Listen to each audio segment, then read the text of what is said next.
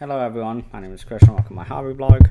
Today we are talking about day 8 of Spooktober.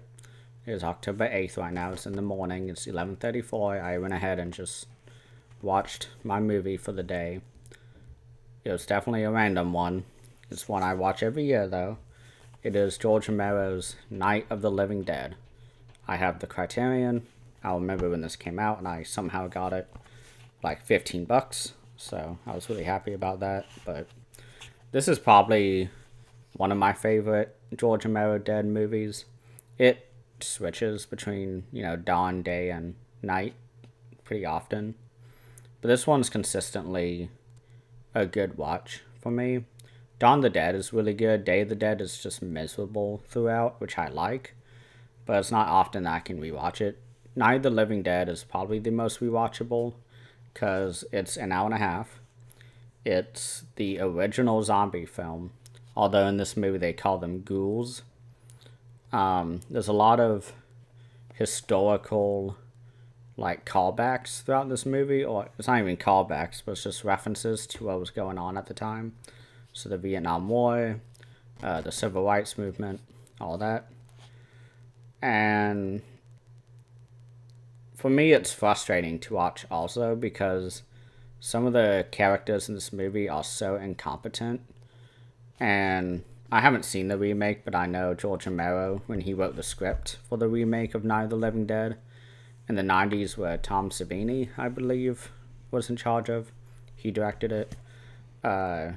George Romero rewrote basically the entire character of Barbara, who... her brother is Johnny, and he's like, they're coming to get you, Barbara. Apparently, she is just so incompetent. She just sits on a couch for 90% of the run time.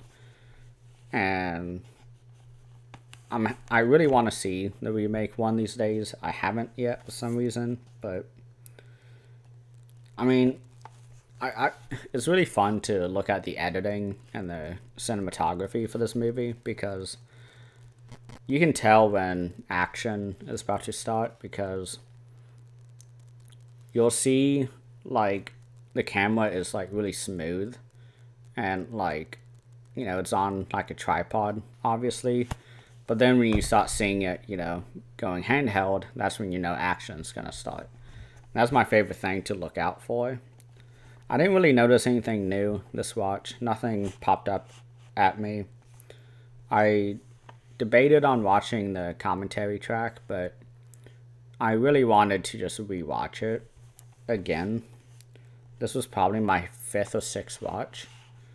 And I'm getting to the point now where I'm not really noticing anything new. I noticed a lot of the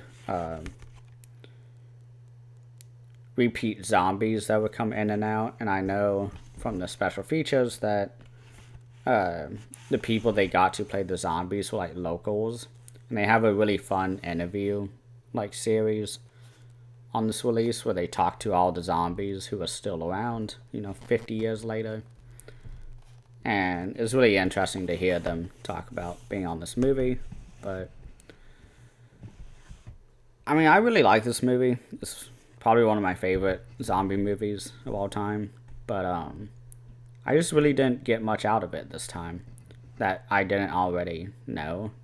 I'm at the point now where rewatching it is all about studying the form and not just enjoying the movie for what it is. Now I'm getting deep into the cinematography, editing. I mean, George Romero, all his movies are made in the editing. And this movie especially, I really enjoy all the little tricks that he uses during this movie. But, yeah. I mean, it's a classic, so that's my pick for day 8. I hope you guys have enjoyed your first week of Spooktober. It is now week 2.